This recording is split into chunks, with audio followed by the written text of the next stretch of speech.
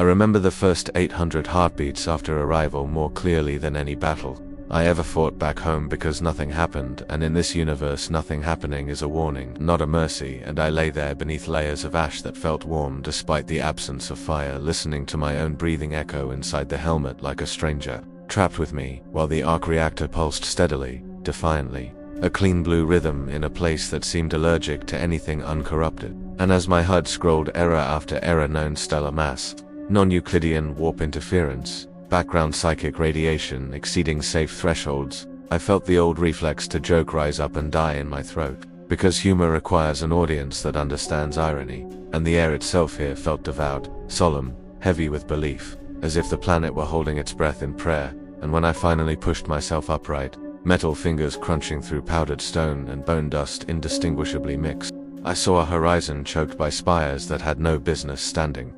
Impossibly tall structures layered with centuries of repairs that never improved them, only made them heavier, more grotesque, like a city slowly entombing itself while still insisting on living inside the coffin. And every surface was covered in text I couldn't fully translate at first, litanies, catechisms, warnings against thought itself, until my language matrices adjusted and I realized these weren't decorations but instructions, constant reminders that survival here was conditional upon obedience. And that curiosity was a sin, and that was the moment a deep, creeping unease settled into me, because I am curiosity made flesh. A man who built miracles by asking what if, now standing in a civilization whose greatest commandment seemed to be do not ask. And as I moved through narrow streets lit by flickering lumen globes, the people noticed me in fragments first, the sound of my steps, then the glow in my chest, then the impossible smoothness of my armor, and their reactions were wrong in a way I couldn't immediately articulate. Because no one ran, no one screamed, no one reached for a weapon. Instead they knelt, some weeping, others pressing metal icons into their foreheads until blood ran,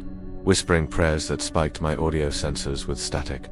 And I realized with a slow sinking horror that they didn't see a man in armor, they saw a sign, an omen, and omens here are not celebrated, they are endured, and the psychological weight of that pressed down on me harder than gravity. Because I had spent my life redefining what a hero looks like, only to land in a galaxy that had already decided what salvation should resemble, and it was nothing like me. And when the Space Marines finally appeared emerging from incense fog like walking cathedrals of violence, each step measured, ritualized, I felt my heart rate spike despite the armor's attempts to regulate it. Because these were not soldiers in any sense, I understood. They were embodiments of doctrine, gene-forged beliefs, wrapped in ceramite. And as they raised their weapons, not quite at me but not quite away either, I became acutely aware of how small I was in the grand arithmetic of this universe. A single brilliant variable dropped into an equation solved 10,000 years ago by despair, and the fear that followed was not fear of death, but fear of irrelevance, of being absorbed, dissected, sanctified, turned into a relic or a warning. My technology stripped of context and worshipped without comprehension. And my mind raced through possibilities, escape vectors, stealth protocols, diplomatic overtures, but every option felt thin, fragile, because all my solutions relied on reason, and reason here had been replaced by faith sharpened into a weapon. And as I stood there, surrounded by giants who believed the future had already happened and it was a mistake, I felt something crack inside me, a subtle fracture in the part of my soul that believed progress was inevitable, because this galaxy had progressed perfectly into stagnation, and it guarded that stagnation with bolters and prayers. And I understood then that surviving this place would require more than armor and intellect. It would require me to decide whether I was willing to become a god, a monster, or a martyr in a universe that had room only for those three shapes. And as the lead Space Marine spoke my designation into the Vox Mist, pronounced sanctified. Wrong, I knew that chapter 1 of my existence here would not end with a battle, but with a choice I was already too late to avoid. I learned very quickly that being escorted is just another word for being judged, because as the Space Marines closed ranks around me with the slow inevitability of tectonic plates, their presence erased all other sound, their armors, machine spirits, murmuring in binharic whispers that scraped against my senses like teeth, and I was guided, never touched, never rushed through corridors that transitioned seamlessly from city street to fortress, monastery without any visible boundary. As if the entire world here existed only to funnel everything toward judgment, and with each step the architecture grew more severe: arches, narrowing ceilings, rising walls, layered with centuries of devotional graffiti and flayed banners that depicted victories so old they had become myth, and I found myself cataloging the smells: burnt incense, recycled air, old blood scrubbed but never fully removed, because my mind needed data to cling to, while something deeper began to understand the psychological design of this place. It was built to make you small, to grind individuality down until you fit neatly into a predefined role, and that realization terrified me more than any weapon, because my entire identity had been forged in defiance of roles assigned by others. And now I was walking willingly into a chamber where defiance itself was classified as corruption, and when they finally brought me before the tech priests of Mars, or whatever local sect this was, their red robes stained almost black with oil and argile, I felt a strange, nauseating familiarity, because I had seen this before in another form. The blind reverence for machines stripped of understanding, the worship of results without curiosity.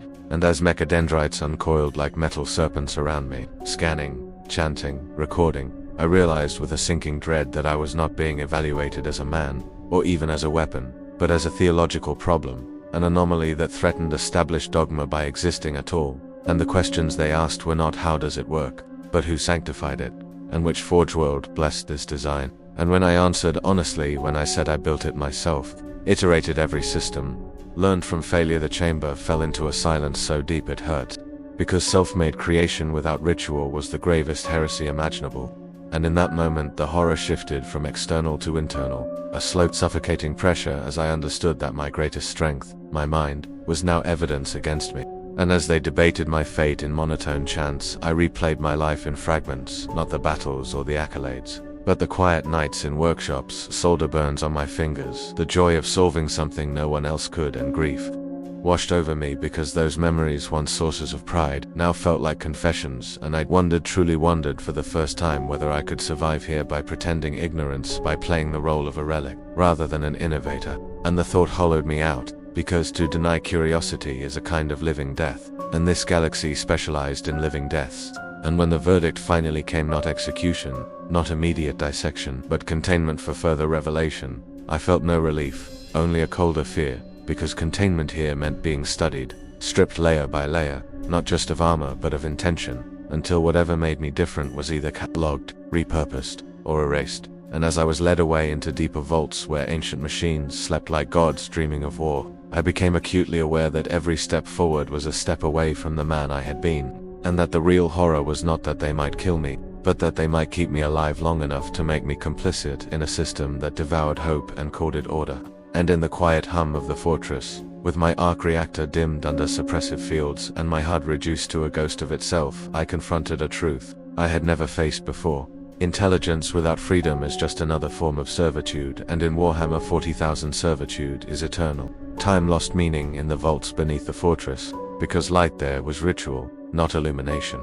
Lumen strips flaring only during prescribed cycles, while the rest of existence dissolved into a red-black twilight punctuated by the slow, rhythmic chanting of machine prayers. And in that half-world I began to understand the true genius of this Imperium. It did not need to break you quickly when it could erode you, patiently, grain by grain, thought by thought. And as my armor remained locked in a state of enforced compliance, systems throttled, flight disabled, weapons reduced to inert mass, was left alone with my mind, which turned out to be far louder than any bolter, because without constant problem-solving to distract me, memories surfaced uninvited, and I found myself comparing notes across universes, realizing that where my world had trusted progress blindly, this one had seen progress betray it so catastrophically that fear had calcified into doctrine. And that realization complicated my anger in uncomfortable ways, because part of me understood why they worshipped what they did not comprehend, why they buried innovation beneath ceremony like a dangerous animal.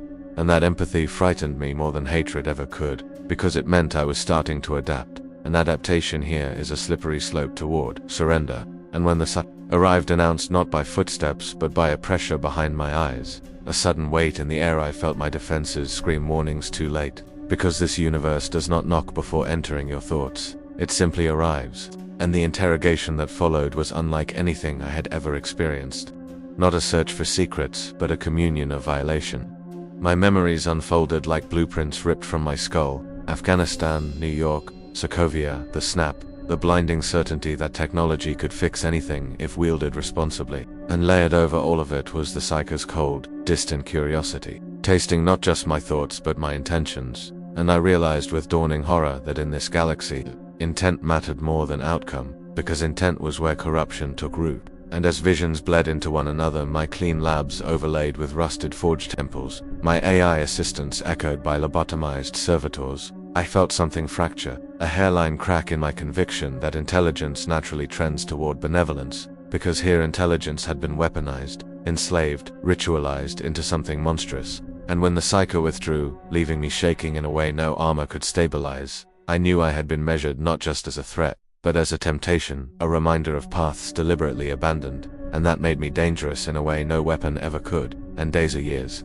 It was impossible to tell later when I was finally granted limited autonomy under watchful optics and unblinking turrets.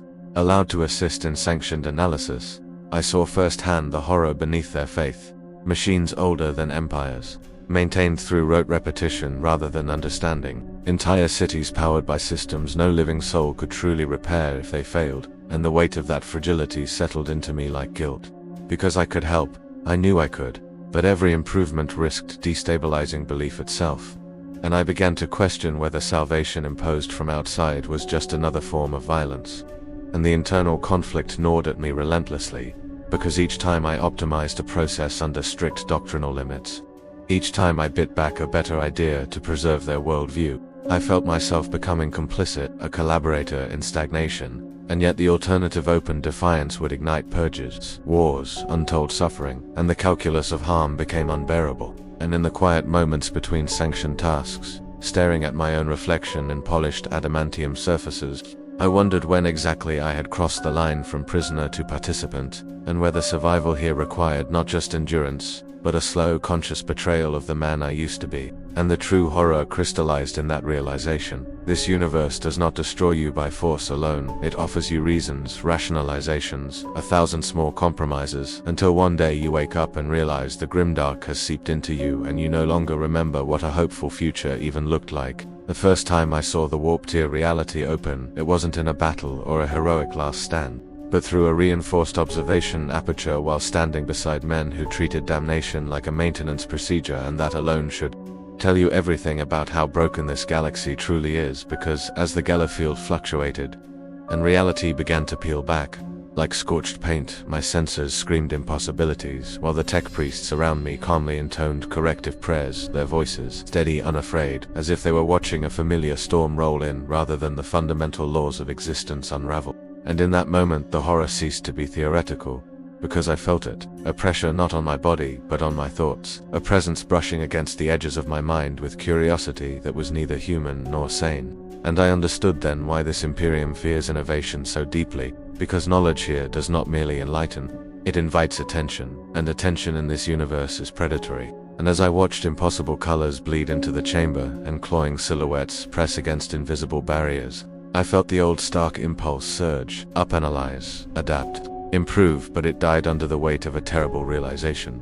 My way of thinking, my instinct to reach outward, was exactly how civilizations here felt, and the emotional toll of that understanding settled into me like lead, because it meant that my presence alone was a risk factor, a beacon to things best left unfound. And when the anomaly finally stabilized and the chamber exhaled as one, I noticed the way the humans around me avoided looking directly at the warp-scarred viewport afterward, as if eye contact might encourage it to remember them. And I wondered how many times they had done this, how many thousands of voyagers had carved this ritualistic calm into their bones, and what it does to a species to normalize terror on that scale. And the answer came not as a statistic but as a feeling, a pervasive exhaustion baked into everything, from the slumped posture of the serfs to the over-engineered redundancies layered atop failing systems. And as I continued my sanctioned work, moving from vault to vault, forge to forge, I began to see the Imperium not as a monolith but as a patient kept alive by machines it no longer understands. Each day survived considered a victory, the future written off as an abstract concept best left to saints and martyrs. And the psychological horror of that worldview gnawed at me relentlessly, because I had always believed that tomorrow could be better if you worked hard enough today, and here tomorrow was an inconvenience, a dangerous uncertainty to be delayed at all costs. And in quiet moments, alone with suppressed systems and limited autonomy, I started to question whether my optimism had ever been anything more than privilege, whether my universe's relative safety had simply allowed me to mistake luck for destiny. and that doubt hollowed me out in ways no prison cell ever could. And when whispers began subtle at first, glitches in audio feeds, fragments of Binharic code resolving into words that were not there, before I knew enough by then to be afraid, because I recognized the pattern from Psycho reports and redacted Mechanicus data, the slow courtship of the warp, and the truly terrifying part was not that it spoke to me, but that part of me wanted to listen, because it promised understanding without ritual, power without stagnation, progress without permission, and resisting it required a strength I was no longer sure I possessed. And as I stood on the knife edge between becoming a weapon for the Imperium or a liability to reality itself, I finally grasped the core truth of Warhammer 40,000. It is not a universe that crushes hope all at once, it erodes it patiently, offering you survival in exchange for silence, safety in exchange for surrender, until the idea of a better future feels childish, dangerous, almost immoral, and in that creeping acceptance, that slow dimming of defiance, I felt the greatest horror of all, not that I might die here, but that I might endure, and in enduring, become exactly what this galaxy needed me to be. Another brilliant mind bent into service of an endless joyless now, polishing the chains that bind it all together while telling myself it was necessary. And in that quiet self-betrayal, I realized that the warp didn't need to corrupt me with madness or rage, because the Imperium was already doing the job far more efficiently. There came a point when containment stopped being a word spoken about me and became a role I was expected to perform for others, because the Imperium does not simply imprison anomalies, it studies how to use them without letting them realize they are being used. And I felt that shift the day an Inquisitor arrived. Not with ceremony, but with inevitability. Her presence announced by a sudden tightening of security protocols and the subtle fear spike in every biological readout around me. And as she stood across from me wrapped in black and gold rosette, gleaming like a wound in reality itself, understood immediately that this was not a conversation about whether I was dangerous, but about how dangerous I could be if pointed correctly. And the horror of that realization was intimate, personal, because it mirrored 1,000 conversations I had back home with generals and politicians who saw my work not as hope but as leverage, and listening to her speak in calm, precise tones about threats beyond the Imperium's borders, Xenos incursions, heretic uprisings, demonic infestations, I felt the old pull return, that familiar seductive gravity of responsibility, because she wasn't wrong. This galaxy was bleeding from 1,000 wounds, and every one of them screamed for a solution. And the psychological cruelty of it all lay in the fact that she offered me purpose without freedom, relevance without redemption, a chance to save lives today by reinforcing a system that would doom countless others tomorrow. And as she spoke, I realized with creeping dread that this was how the Imperium absorbed threats. Not by crushing them outright, but by convincing them that resistance was selfish, that compromise was maturity. And when she finally asked, not ordered, asked whether I could adapt my technology to counter specific horrors of this universe, my silence stretched longer than tactically comfortable, because in that pause my entire identity hung suspended, and I weighed outcomes the way only someone broken by consequences can calculate in casualties, not just in bodies but in futures. And the calm terror of it all was that I knew I could help. I knew I could design systems to stabilize Geller fields, to counter warp entities with logic and light rather than prayer, and that knowledge burned like acid, because it meant every refusal was a choice to let people die, and every acceptance was a choice to strengthen an empire built on fear. And as days blurred into cycles of sanctioned collaboration, I watched fragments of my work be ritualized, stripped of explanation, and wrapped in incense and dogma, until it no longer resembled science but sacrament. And the emotional toll of seeing my life as philosophy distorted so completely hollowed me out in ways no interrogation ever had, because I wasn't being forced to betray myself, I was being thanked for it, praised as an instrument of the Emperor's will. And the praise felt worse than chains, because it made doubt feel like treason. And in quiet moments, staring at schematics etched into adamantium tablets, I found myself thinking not about escape, but about optimization within constraints, about how to make this nightmare slightly less lethal. And that frightened me more than any demon ever could, because it meant the Imperium was winning, not by breaking me, but by teaching me to survive inside its logic. And the true horror crystallized one cycle later, when I overheard tech priests discussing my designs in hushed reverence, not as tools, but as relics already divorced from my intent. And I understood then that even if I died tomorrow, my ideas would live on here, fossilized into doctrine, used without understanding, perpetuating a system that could never evolve beyond them. And that realization crushed the last illusion of legacy I'd clung to. Because back home I had believed that knowledge, once released, could only move forward. And here knowledge moved in circles, endlessly, grinding itself smooth against tradition. And as I stood alone in a chapel forge filled with humming machines and candlelight, surrounded by skulls wired into data nodes, I felt an overwhelming grief for a future that would never arrive in this galaxy. A future where progress was not heresy and hope was not rationed. And in that grief I finally accepted the most damning truth of all. The Imperium did not need to corrupt me with chaos or threaten me with death, because it had offered me something far more dangerous: a reason to stay, to help, to believe that making the darkness slightly dimmer was the same as creating light. And in accepting that lie, even partially, I felt the last fragile boundary between who I was and what this universe demanded begin to erode, quietly, irreversibly, until the question was no longer whether I would change Warhammer 40,000, but whether it had already changed me beyond recognition.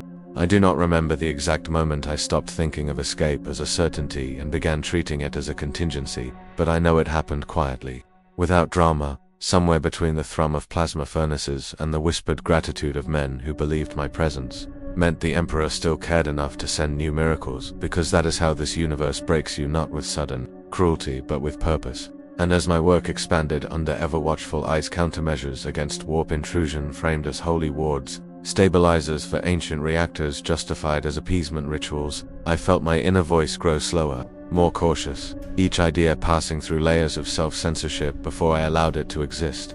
And the psychological horror of that adaptation settled in like rust. Because I realized I was no longer fighting the Imperium's worldview, I was optimizing myself to survive inside it. And that realization became unbearable the day a world burned because of something I helped create. Not directly, not intentionally, but inevitably. Because my technology made a crusade viable that otherwise might have stalled. And when reports filtered back through censored channels, casualty numbers recited like accounting errors, cities pacified in the Emperor's name, I felt a hollowing grief so profound it eclipsed guilt. Because guilt implies a clear line between right and wrong, and here everything was mud. And as I stood alone in my chamber, armor dim, arc reactor pulsing like a tired heart, I understood that I had become a function of the system, a variable it had successfully integrated. And the true horror was not that my work caused death, but that I could justify it now, that my mind had learned to frame slaughter as necessity. And that terrified me more than any demon ever whispered. Because demons lie loudly, but this galaxy teaches you to lie to yourself in a calm, reasonable voice.